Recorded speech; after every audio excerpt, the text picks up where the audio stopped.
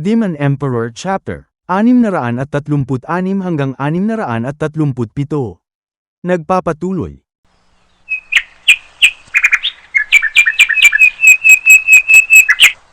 Sabihin mo na ang totoo, matandang hukluban, kung saan mo itinago ang mga tao. Alak. Kailangan ko ng alak. Kailangan ko ng alak. Bigyan niyo ako ng alak. Ngayon din. Puro ka na lang alak. Laklak ka ng laklak. Utangin ng alak yan. Utangin ng lasinggero ka. 5 araw ka ng lasing. Ang dami mo nang nainom. Dapat tumumba ka na. Itigil mo na yung pagpapanggap mo. Dahil seryoso na ako sa'yo ngayon. Alak pa more. Kailangan ko pa ng alak. Kung ganun, kailangan mo ng masampal para magising ka sa katotohanan. 1, 2, 3, 4, 5, 6, 7, 8, 8, 7, 6, 5, 4, 3, 2, repent. Tingnan mo nga kung anong nangyayari sa labas. Bakit napakaingay? 1, 2, 3, 4, 5, 6, 7, 8, 8, 7, 6, 5, 4, 3, 2, repent. 1, 2, 3, 4, 5, 6, 7, 8, 8, 7, 6, 5, 4, 3, 2, Ang daming tao. 1, 2, 3, 4, 5, 6, 7, 8, 8, 7, 6, 5, 4, 3, 2, repent. 1, 2, 1, 2, 1, 2. Matandang ate Rohoa.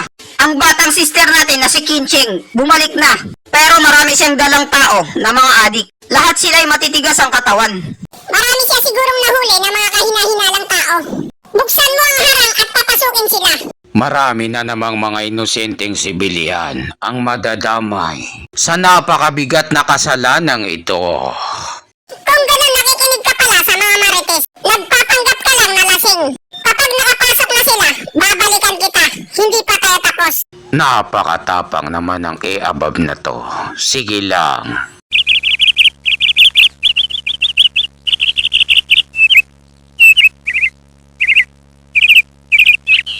Batang sister, Kenching. Nahanap mo na ba kung saan naglulungga ang tarantadong gagong yun? At napakarami pa ng nahuli mo. Nagawa mo pa silang pahirapan.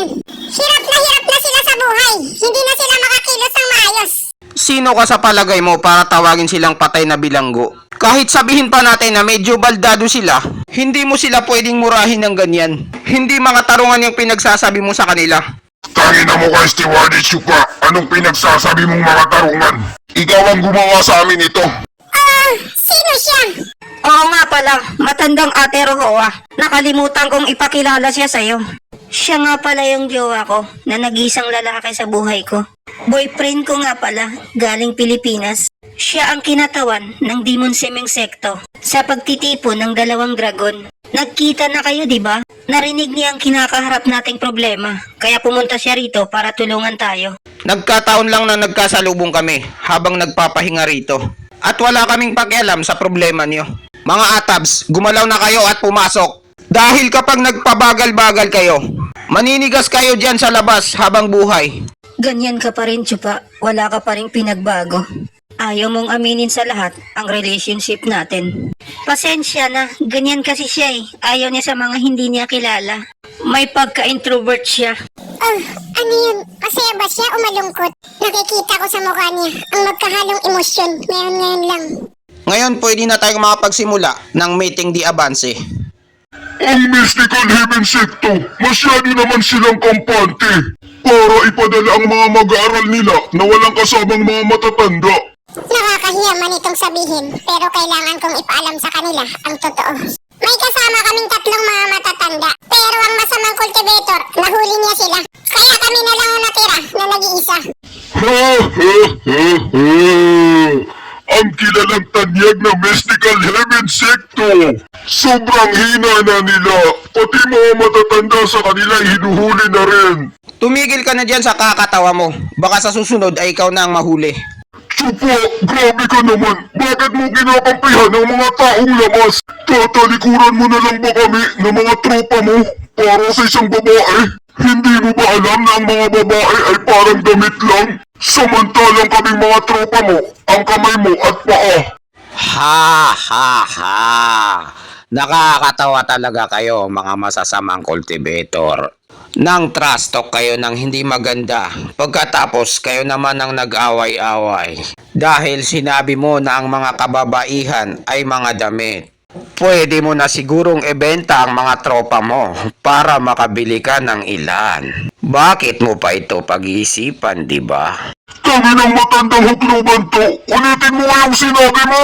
Bakit? Nagkamali ba ako? Sigurado naman ako na ang mga babae ay parang damit at ang mga tropa ay parang kamay. Pero tignan mo yung nasa paligid mo. Napakarami ng tropa mo, pero wala silang mga kamay. Hindi ka pa naman nakakita ng tao na walang damit at hubad-hubad. Sino ba ang kupal na to? Nakita lang namin siya nakahina-hinala, kaya inimbestigahan namin. At siya lang ang nahanap namin sa buong lugar na to. Kaya dinakip namin siya para interogahin. Pero hindi pa siya nagsasalita ever since.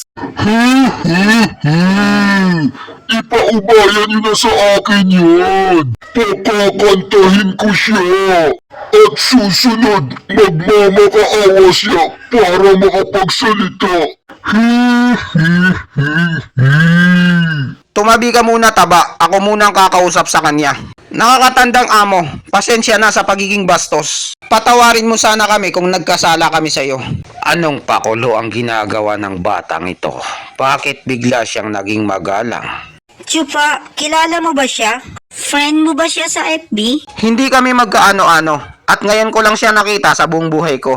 Eh bakit iginagalang mo siya? Hindi ka naman ganyan dati ah. Sinabi niyo na ang lahat ng tao dito sa lugar na to ay nahuli. At siya lang ang natira. Tama ba ako? May tama ka. Nung dumating kami rito, marami pang tao. Pero pagkalipas ng ilang araw, naging kagaya na nito. At pagkatapos ng paghahanap namin, siya lang ang nakita namin. Kung ganon, sabihin mo sa akin, gaano siya kalakas? Wala naman akong nararamdaman na lakas sa kanya. Isa lamang siyang normal na matandang hukluban. Talaga bang wala siyang lakas? Kaya naman pinagmumura mo siya? O di kaya masyado siyang malakas para sa'yo? Kaya hindi mo maramdaman ang lakas niya? Anong sabi mo? Totoo ba yan? Buti naman na may isa na may utak sa kanila. Alam niya na nagpapanggap akong mahina. Smurf account. Paano mo nasabi yan, Chupa? Sigurado ka ba dyan? Hindi pa naman ako sigurado. Kutob ko lang. Kung ganun, itigil mo na yung pinagsasabi mong walang kwenta. Masyado mo kaming tinatakot. Akala namin may nakaaway na kaming dalubhasang eksperto. Hindi ko pa masabi kung anong nakakatakot sa kanya. Lahat ng mga tao sa lugar na to ay biglang nawala, maliban lang sa matandang hukluban na to. Ang ibig sabihin nun, may dalawang bagay kang dapat isipin. Una, ang matandang ito ay nakatakas. At ang may pakana nito ay ayaw na siyang habulin. O di kaya, ang matandang ito ay masyadong malakas. At ang may pakana nito ay walang paraan para mahuli siya. Tapos bigla niyo na lang siyang inakusahan kahit wala kayong sapat na ebidensya. Ang kasalanan na ito, natatakot akong nakadepende na lang yan sa swerte niyo. At sa kalooban ng matandang ito. Pero masyado siyang ordinaryo. Paano namin malalaman na isa siyang dalubhasang eksperto? Ang ibig sabihin ba nun ay katapusan na namin? Chupa! Matandang amo, nakita mo naman siguro. Nagkita lang kami dito ng isang beses. Hindi namin sila kilala. Kung mayroon kang hinanakit sa kanila, pwede mo nang ilabas yon nang walang pag-aalinlangan. Chupa! Anong ginagawa mo? Manunood lang kami sa gilid at susuportahan ka namin. Pero kung nakakasama kami sa paningin mo, aalis na lang kami. Chupa! Pwede bang umalis ka na? Itigil mo na yung pinagsasabi mong walang kwenta. Lalo mo lang pinapasama ang lagay namin. Sa tingin mo ba gusto ko ring pumasok dito at magtagal? Kung hindi lang dahil sa kanya, ang mahal ko, ang baby ko, my love so sweet. Ha ha ha ha. Nice one, bata. Nadali mo ako dun ah. Hindi ka kagaya ng mga malalambot na to. Kung ganon, kailangan kong magpakita ng lakas para humanga sila sa akin. Wawasakin ko itong lubid. Hindi maaari. Yung taling ginamit sa kanya ay pangtali sa kalabaw. Sinira niya lang ito na wala siyang ginagamit na kahit anong klaseng kapangyarihan. Nangangahulugan lang na sobrang lakas ng pangangatawan niya. Malahalimaw ang lakas niya. Hayaan mong bigyan kita ng babala bilang pabuya. Umalis ka na ngayon din habang hindi ka pa kasali. Ginawa nila ang bitag na ito at malapit na nilang tapusin ang kasiyahan ginagawa nila. Wala kang pag-asa laban sa kanya dahil sa katalinuhan niya. Kaya umalis na kayo habang pwede pa. Kung ganun, ang taong ito ay mas malakas pa sa gaya ng inaasahan ko. Hay nako, sumakit tuloy ang katawan ko sa matagal na pagkakatali. Bata, may alak ka ba dyan? Kahit anong brand, hindi naman ako mapili pagdating sa alak. Venerable malupitong yang, ilabas mo yung alak na lambanog na nakuha natin sa bar at ibigay mo kay Senior Amo. Oh sige, maganda nga yan. Gagawin ko na.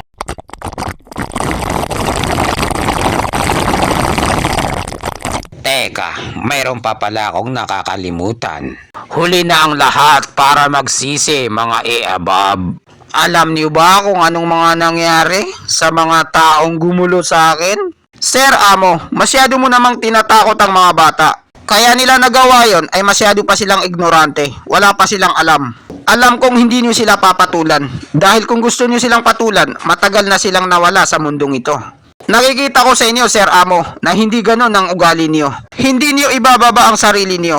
Sa nakikita niyong wala pa silang kamuang-muang sa mundong ito. Ang masasabi ko lang ay hinahangaan ko kayo, Sir Amo. Kahit sobrang lakas niyo na, ay nagpapanggap kayong mahina. Sa pagiging prankster niyo, pinaglalaroan niyo ang damdamin ng mga tao.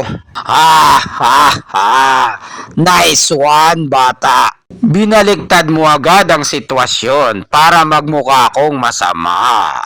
Kapag pinatulang ko ang mga batang ito, dahil binigyan mo ko ng alak, bibigyan kita ng isa pang pagkakataon na libre. Umalis na kayo at sumabay na kayo sa akin. Wala kayong pag-asa kapag nagtagal pa kayo rito. Pasensya na sir, pero hindi ko pwedeng iwan ang mahal ko rito. Ang baby ko may love so sweet. Kung ganon, paalam sa inyo kung ayaw niyong umalis. Chupa, sinabi ko na sa'yo dapat hindi na tayo nakialam dito. Munti ka na tayong madali ng isang dalubhasang eksperto. Mahihina ako sa salwal ko dahil sa takot. Pwede bang tumahimik ka muna, taba? Isarado mo yung bibig mo.